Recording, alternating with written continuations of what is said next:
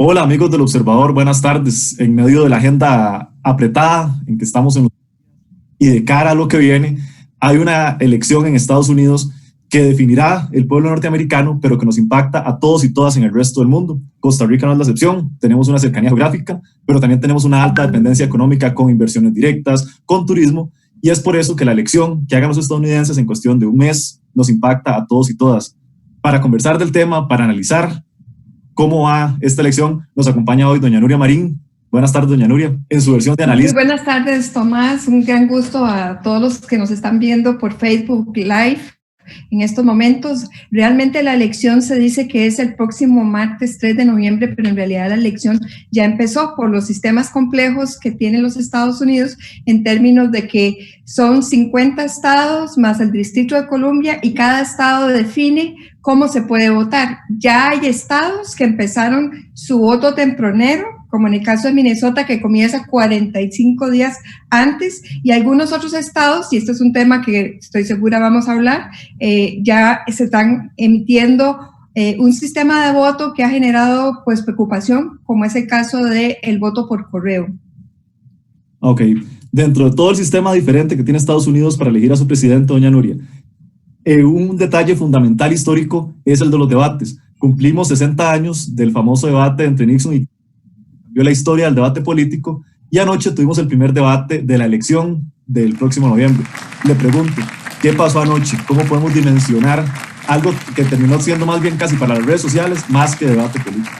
En realidad, nunca olvidaremos ese debate entre Nixon y Kennedy, porque era la primera vez que se hacía un debate televisado. Y yo recuerdo que, bueno, es un caso de estudio en comunicación política, en donde quienes escucharon el debate por radio dijeron que había ganado Nixon, y los que vieron el debate por televisión dijeron que había ganado Kennedy. Esto para decirles lo importante de esa imagen telegénica, uno de los atributos que tiene el actual presidente Donald Trump. Aquí yo podría definir, y no lo hago solo yo, sino que escuchando a los especialistas, definieron el debate como un debate caótico por el gran manejo telegénico y mediático y de confusión, un instrumento del presidente Trump. Yo creo que él entraba con dos temas, bueno, en realidad varios temas muy complejos de manejar. Justamente en esta semana salieron a la luz pública sus declaraciones de impuestos, en donde por muchos años los impuestos federales equivalían a cero, y en el caso de los últimos 2 años previos a su concomitante al ejercicio de su mandato presidencial, prácticamente pagó $750, que esta es una suma ridícula para la proyección que él siempre utilizó como una herramienta política de su gran éxito empresarial. Entonces, este es un tema muy fuerte, es un tema que además quisieron aprovechar los demócratas, porque en horas de la tarde tanto Joe Biden como Kamala Harris salieron a los medios de comunicación a hacer públicas sus declaraciones como un instrumento de momento, ¿verdad?, de generarle presión emocional al presidente. Y el otro tema que está en la mente también de todos los costarricenses, pero que tiene un peso mucho más relevante en los Estados Unidos, porque está liderando el número de contagios en el mundo, está liderando el número de muertes en el mundo, superando en 200,000 personas el número de muertes en plena campaña electoral. Entonces, tenía sobre sus hombros dos flancos, pues él acostumbrado a polemizar desde la fortaleza, complicaba la situación. Entonces, ¿qué fue la herramienta que él utilizó? Complicar el debate, recurrir a múltiples interrupciones, a no contestar preguntas, y entonces esto generó una oportunidad perdida porque los temas que se abordaron el día de ayer fueron sumamente importantes, agenda como la agenda de salud, la agenda de educación, el tema de la reactivación económica post-COVID, la integridad política de las elecciones, 4 de los temas más relevantes que se tocaron el día de ayer. Le pregunto en esta línea, el moderador de ayer tenía 6 temas, eran 6 ejes de debate. Ahí hablamos de instituciones, hablamos de la parte económica, de la parte del COVID. La confusión que se generó en medio del debate, que Biden supo aprovechar o sacarle ese provecho, ¿a quién le sirve en el escenario en el que están en este momento los Estados Unidos? Bueno, yo creo que el ganador, porque no hubo perdedor, es Biden, porque él está en este momento liderando en las encuestas, en el voto nacional, en el colegio electoral, y está empatado en el Senado. También se prevé que en Casa de Representantes los demócratas mantengan su control, y como había bajas expectativas en su desempeño como en los debates, el hecho de que no hubiese grandes digamos, golpes o que hubiese incurrido en algún error, en alguna omisión, etcétera, eso lo hace ganador porque no hubo nada controversial. En términos como profesora, este no será un debate que lleve a las aulas universitarias porque realmente no hay mucho de qué aprender y sí mucho de qué evitar, sobre todo en términos de oportunidades perdidas, en términos de respeto a los electores, porque en realidad un debate es presentar la agenda política, presentar la ruta de acción de los próximos 4 años, y eso en algún momento simulaba un circo. Realmente no estaba a la altura de personas que aspiran a ser reelecta o la otra a ser electo como el próximo presidente de los Estados Unidos. Dentro del peso que tienen los debates en Estados Unidos, doña Nuria, ayer algunos analistas mencionaban la posibilidad de que mejor Joe Biden dejara de debatir. Quedan programados un par de debates más. ¿Qué impacto puede tener el seguir participando o el que no se hagan los debates que quedan programados de aquí a noviembre? Bueno, en primer término, es quien no se presenta a un debate, pues proyectaría una imagen de gran debilidad y un irrespeto a los electores. Sin embargo, tengo que confesarlo, y digo porque yo sí creo en los debates, que digamos en elecciones pasadas no ha sido significativo su impacto en la decisión del electorado, con excepción de cometer grandes errores. Realmente los debates son para esa élite política que le encanta la política y que en su mayoría ya está decidida. Ok, y le consulto sobre los temas que anoche pudieron haber quedado mejor posicionados, pero que van a ser definitivos. Hablemos primero del tema del racismo, que fue muy señalado la postura que tuvo sobre todo Trump. Gracias. Sí, este es un año muy complejo en donde Michelle Obama en su momento se definía que estaba sufriendo muchísimo y que no dejaba de sentir un sentimiento de depresión, porque realmente, con excepción de los 60s, realmente ha habido una explosión de protestas en favor y en contra de los afroamericanos. En nuestro caso los denominamos negros, y esto ha significado mucha violencia en las calles, violencia en los estados. Se ha cuestionado muchísimo el mal manejo de esas protestas. En el caso del presidente Trump, lo atribuye a la extrema izquierda. En algunos casos se ha atribuido a la extrema derecha, pero es muy doloroso, y yo creo que lo único rescatable de lo que se está viviendo hoy por hoy en Estados Unidos es ese lema tan emblemático que dice que la vida de los negros sí importan. Y es un recordatorio a los Estados Unidos de que no debe haber diferencias raciales. Desdichadamente heredan una historia en donde, imaginemos, es hasta los 60s que se da la resolución constitucional que obliga en aquella resolución histórica de Brown en contra de la Junta de Educación, la integración de escuelas en donde haya negros y blancos recibiendo clases por igual. Esto es a los años 60, estamos hablando de hace 60 años, y pues uno esperaría que ya hubiese una generación, en Estados Unidos se llama ciega a la raza, en términos positivos, pero lo que demuestra estas protestas y este malestar y tantas muertes de personas de raza negra, pues denota de que existe racismo en Estados Unidos, dolorosamente. Y a nivel ya electoral, para lo que viene, ¿qué impacto puede tener esto, doña Nuria? ¿Hay posibilidad de que alguno de los dos candidatos capitalice, ya sea a favor o en contra? Estoy convencida que la suma de dos componentes muy fuertes en la vida de las personas van a incidir en un voto del voto afroamericano en favor de los demócratas. El primero es que si estudiamos la proporción de personas contagiadas negras y la proporción de personas muertas negras con respecto a la población blanca, en algunos estados es de 5-1.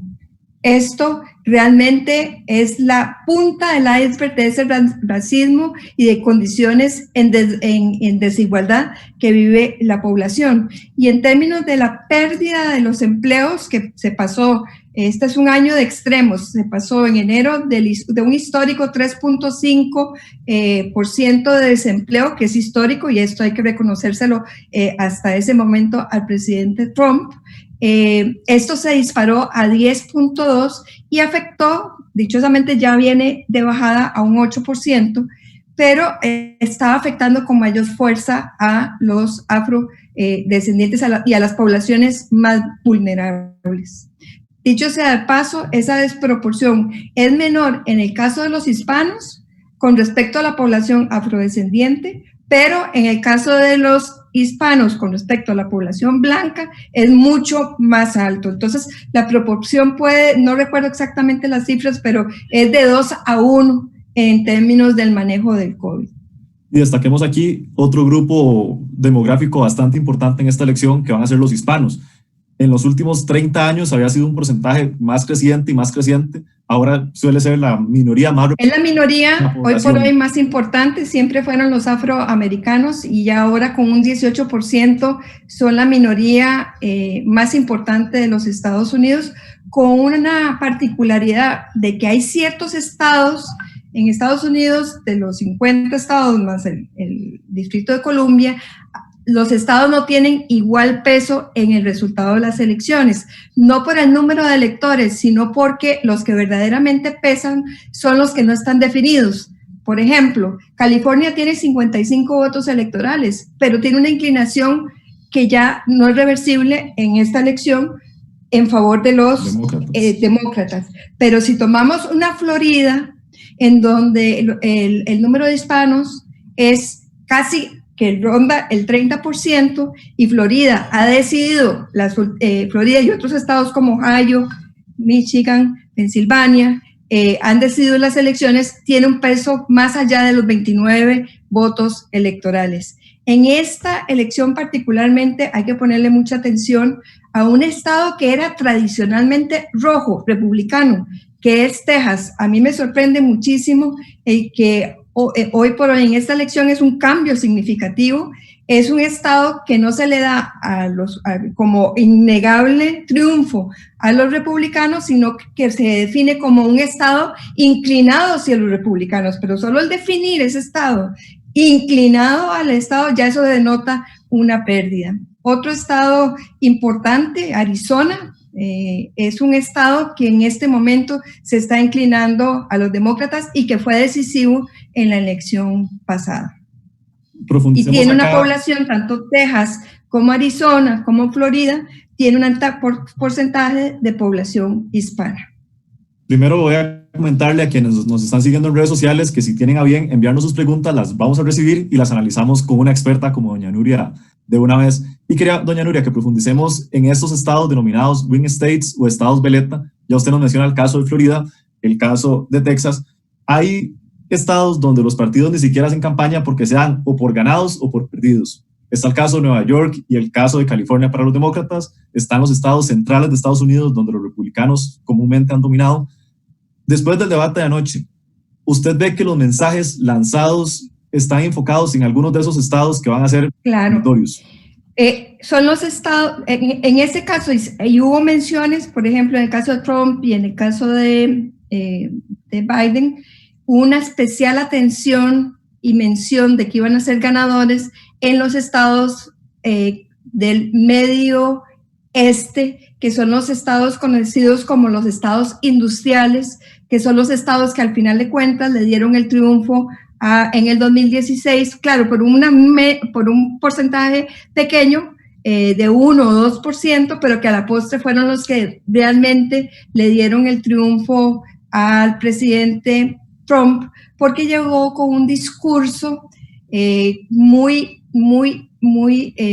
interesante para esa población industrial que había perdido sus empleos. El enemigo definido por Trump en aquel momento era China se llevó nuestros empleos, lo cual era parcialmente cierto porque efectivamente algunos empleos se han trasladado a China, pero muchos de ellos también se han trasladado por razones de mejora tecnológica, inteligencia artificial, automatización. Entonces, en aquel momento la promesa es, América primero, vamos a recuperar esos trabajos.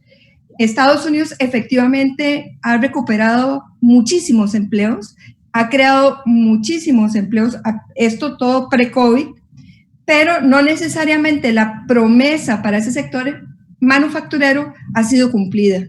Entonces, por eso es que Biden habló de los 700,000 u 800,000 puestos en esa zona que realmente esos empleos no se recuperaron. Ok, veamos aquí dos temas, doña Nuria.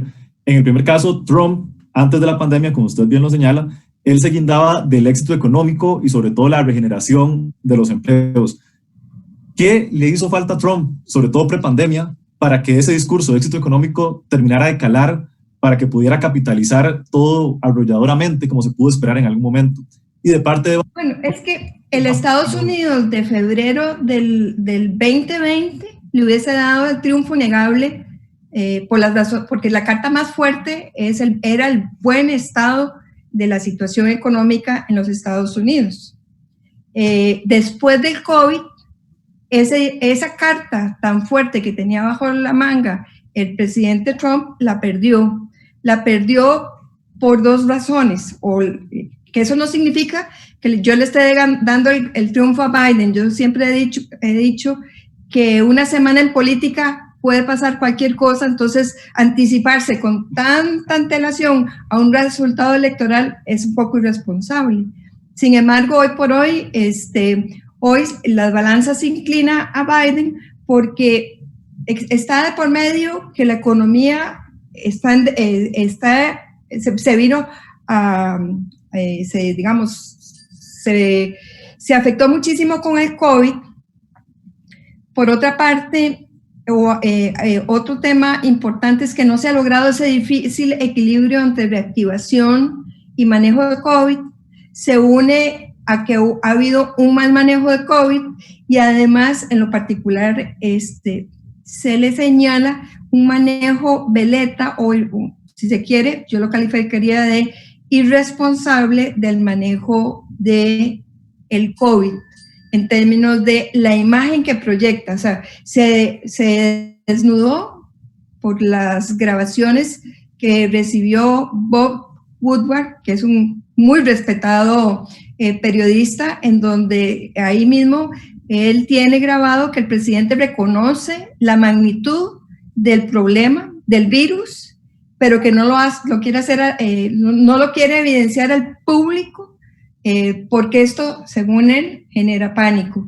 Aquí me pasó por la mente Angela Merkel, la cancillera alemana, que no acostumbra dar cadenas de televisión solamente para las Navidades, y por primera vez en casi 16 años sale en cadena de comunicación y dicen: señores alemanes, esto es un problema serio que hay que trabajar seriamente.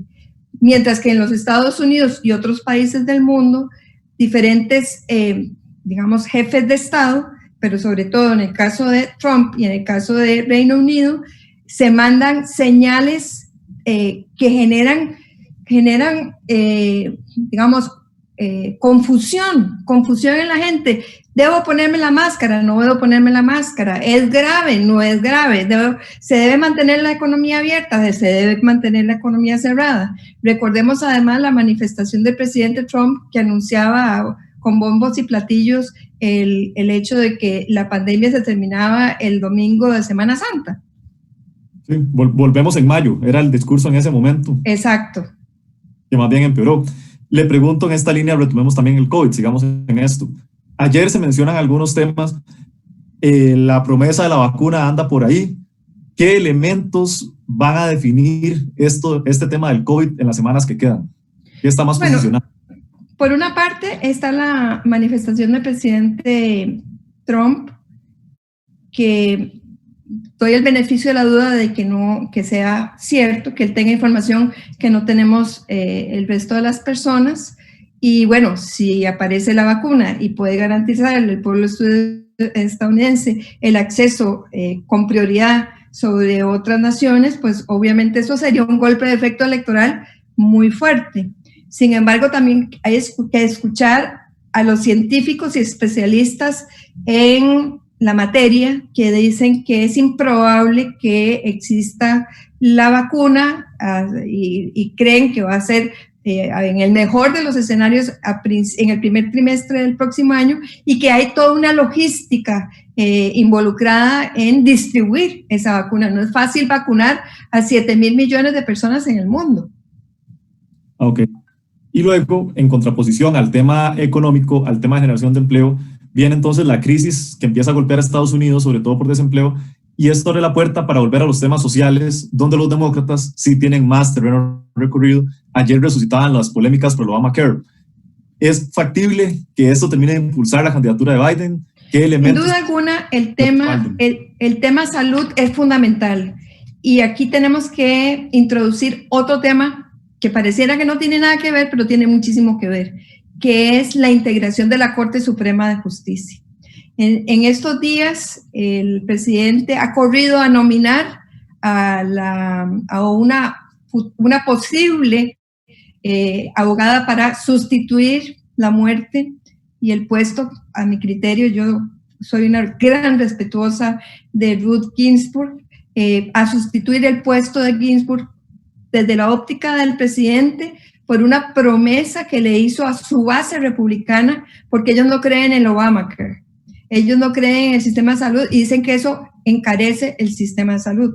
Por la otra parte, y además, el 3 de noviembre es el día oficial de las elecciones y el 10 de noviembre hay una audiencia en la Corte Suprema de Justicia que va a escuchar, no que necesariamente resolver, porque la audiencia es únicamente para escuchar, pero se va a ver la constitución, el cuestionamiento de constitucionalidad de la ley que originó el Obamacare. Los demócratas han tenido una mayor sensibilidad y preocupación por los efectos sociales, y eso ha significado que mientras que el presidente pide un paquete de ayuda a ambas cámaras del Congreso, los demócratas han impulsado 3 veces más los fondos que originalmente pidió el presidente para dar ayudas directas por razones del COVID. Los demócratas defienden su legado con el Obamacare, que tiene 2 connotaciones muy importantes. Una, millones de personas tienen acceso por razones económicas a un seguro que antes no tenían acceso. Pero quizá electoralmente es más importante esto otro, que el Obamacare hizo posible el acceso a seguros a personas que tienen condiciones preexistentes. ¿Qué significa esto de las condiciones preexistentes? Si una persona es diabética, es una persona que a un seguro no le va a interesar, o si tiene hipertensión, o si tiene un problema cardíaco. El Obamacare solidariza la medicina y obliga a las aseguradoras a asegurar a las personas, a darle seguro a las personas con estas condiciones preexistentes.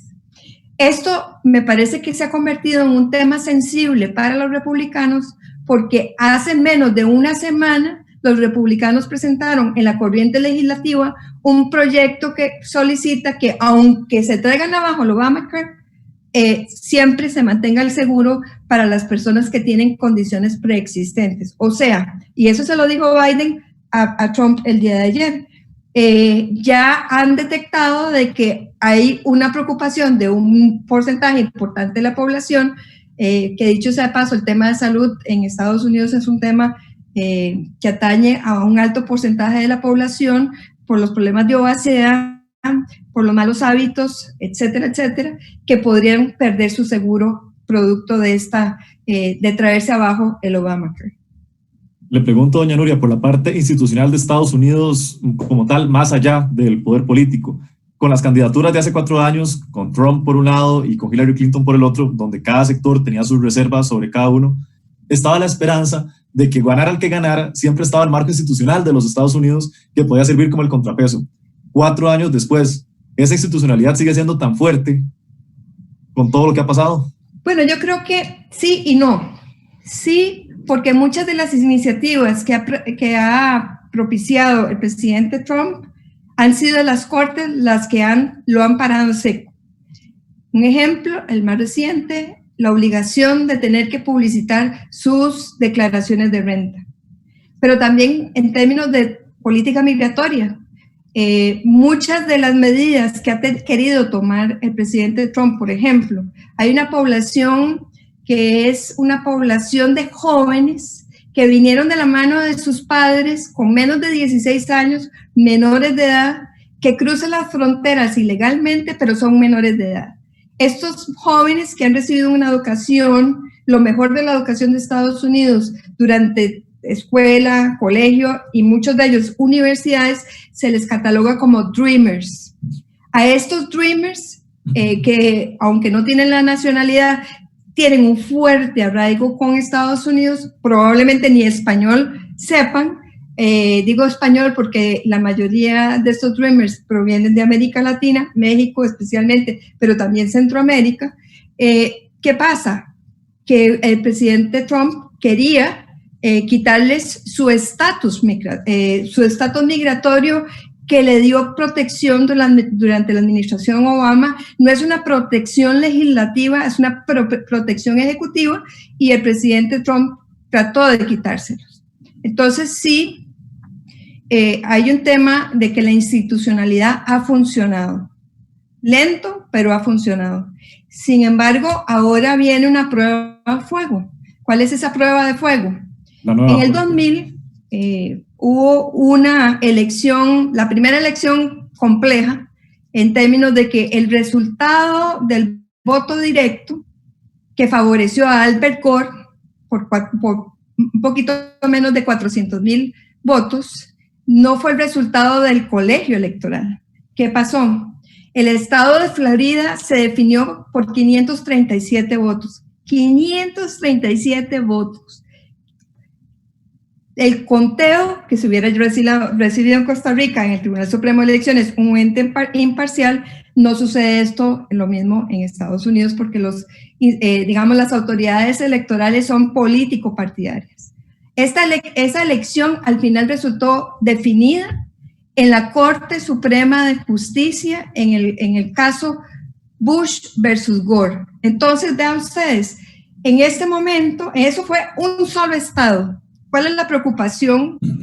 Que sí, es una preocupación que me parece que jurídicamente es válida, pero tampoco comparto con el presidente Trump todo el escenario y la retórica política de que va a haber fraude. Imagínense un presidente que debilita su sistema político anunciando que aquí se va a presentar un fraude, ¿verdad? Entonces, sí hay preocupación porque, ¿qué pasa? Volviendo a la complejidad del sistema. Dichosamente tenemos Tribunal Supremo de Elecciones en Costa Rica, una unidad única e imparcial que es la que vela por respetar nuestro sufragio universal. En Estados Unidos la Constitución política establece pocas reglas. El día de las elecciones, el día que se reúne el colegio electoral y el día que pase lo que pase, tiene que haber traspaso de mando, que es el 20 de enero. Pero en los detalles, el cómo, son los estados los que definen sus propias reglas de votación. Entonces, digamos, grosso modo, los 50 estados, la mayoría de los estados tienen un sistema de votación mixto, con excepción de Washington y Oregon, que desde ya en muchas elecciones, el 100% de sus votos son emitidos por correo y nunca ha habido problemas. En una mayoría de estados hay 3 sistemas de votación. El día de las elecciones, el voto por correo y el voto temprano. Si vemos el comportamiento normal de los votantes antes de COVID, el 60% más o menos, dependiendo del estado, se hacía presente en las urnas el día de las elecciones. El 25% votaba por correo y el 17% temprano en las elecciones. Con el COVID y el distanciamiento social y la preocupación por la protección de la salud, se prevé, y eso tiene líneas partidarias, que los republicanos van a mantener más o menos la conducta histórica de hacerse presente en las urnas, pero en el caso de los demócratas, las proyecciones y estudios dicen que más del 50% va a votar por correo. Un 25% va a votar por votación temprana y muy poca gente va a votar el día de las elecciones. Por eso yo comenzaba esta entrevista diciendo que en realidad las elecciones ya empezaron, porque ya la gente está emitiendo sus votos. Entonces, ahí se va a poner a prueba en mayor número un sistema que estaba preparado para un 25% de la votación votando por correo, incluido, por cierto, y se lo mencionó Biden a Trump, el presidente Trump acostumbra a votar por correo en otras elecciones, pero que masivamente ahora tiene que estar preparados. Yo estoy en este momento en Estados Unidos, en el estado de Nueva York, y es muy interesante ver cómo, aunque no hay calor electoral, ni hay fiesta electoral, sí hay una gran cantidad de busetas que tienen el USPS, que es digamos, las siglas de del servicio postal de los Estados Unidos, y que va a ser la encargada de mandar las boletas y recibir las boletas. Otro dato interesante es que no todos los estados autorizan abrir las boletas antes de las elecciones, sino que se pueden abrir hasta el propio día de las elecciones. Entonces eso va a demandar también toda una serie de logística en términos de conteo. Ok, cuando estemos hablando del sistema electoral, ya usted nos da algunos elementos del sistema estadounidense, es completamente diferente al que estamos acostumbrados a ver en Costa Rica, con un día de elecciones, con propaganda particular, con campaña en medios. Ya para ir cerrando, le pregunto, doña Nuria, si podemos profundizar algunos detalles diferentes. En primer lugar, que es probable que el día de las elecciones, bueno, el día oficial, el 3 de noviembre, en la noche no se sepa quién ganó y tome más días por estas complicaciones logísticas que tenemos esta vez. Puede suceder, pero también puede suceder porque en realidad si la diferencia es abrumadora, y por eso el llamado al voto de ambos partidos, si la diferencia es abrumadora, realmente el dato que se conoce el día de las elecciones no es tampoco como en Costa Rica, un veredicto oficial de una institución autónoma, sino que son casas encuestadoras que en salida de urna hacen las proyecciones. Y veo usted que interesante, devolvámonos a las elecciones del año 2000. Quienes analizamos y somos partidarios de esta materia que nos encanta, yo recuerdo que sabíamos que quien ganara en esas elecciones, el estado de Florida, era el ganador. A las 9 de la noche, hora de Costa Rica, las casas encuestadoras, que los televidentes ven como si fuera el órgano oficial, dieron por ganador a Albert Gore. Para una hora o menos después, retirar el triunfo a Albert Gore. 2 de la mañana, hora de Costa Rica, no había claro ganador. 3 de la mañana, hora de Costa Rica, las casas encuestadoras anuncian que George Bush era el ganador de las elecciones.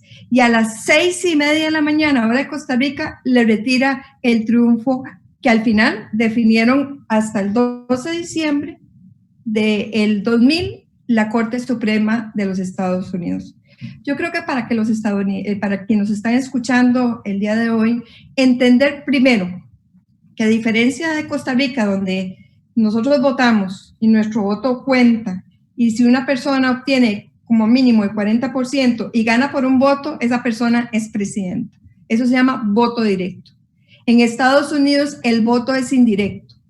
Cada estado tiene un número de electores. Las personas que votan en ese estado. Cada estado además tiene sus propias reglas. La mayoría es, aunque se gane por un voto, se lleva todos los votos, pero hay 2 excepciones, el estado de Maine y el estado de Nebraska, en donde la distribución de los votos electorales es proporcional. Vean ustedes la complejidad. Entonces yo digo que ganar las elecciones es como armar un rompecabezas de 51 piezas, ¿verdad? Entonces, bueno, se vota por el número de electores, que son 538. El número mágico, apréndanselo de memoria, para el día de las elecciones, quien llegue a 270 votos electorales es el próximo presidente de los Estados Unidos. Ok, para estar claros entonces, ese día de la noche electoral, ¿a qué estados hay que seguirles la pista, doña Nuria? Hay que seguirle la pista a los de siempre: Florida, sin duda alguna, Ohio, Pensilvania, Michigan, North Carolina, Arizona, Nevada. Básicamente esos son los estados péndulo o estados bisagra a los que realmente hay que ponerle atención, con la situación de que por el ancho de los Estados Unidos, entre las diferentes zonas hay 6 horarios geográficos. De diferencia. Entonces, la suerte es que muchos de esos estados que van a definir están en la zona o franja horaria del este, porque si estuvieran en California o en Hawái, imagínense que tendríamos en el oeste, tendríamos que esperar muchas horas más. Ok, le pregunto rápidamente por 2 figuras esenciales en las elecciones también, que en este caso van a ser Mike Pence y Kamala Harris, que son los vicepresidentes. En otros países, en América Latina, sobre todo la figura del vicepresidente es más decorativa. En el caso estadounidense, ¿qué rol va a tener? Y sobre todo a nivel electoral, doña Nuria. Bueno, en primer término, una nueva cita para el 8 de octubre, porque el 7 de octubre es el próximo debate. Recordar que en el caso presidencial son 3 y en el caso de los vicepresidentes es 1, que va a ser el 7 de octubre. Es la primera vez que una mujer tiene posibilidades reales de llegar a la vicepresidencia de los Estados Unidos, lo cual es triste como mujer, que hasta el 2020 existe esta posibilidad. Nunca ha habido una presidenta, no sucedió con Hillary Clinton.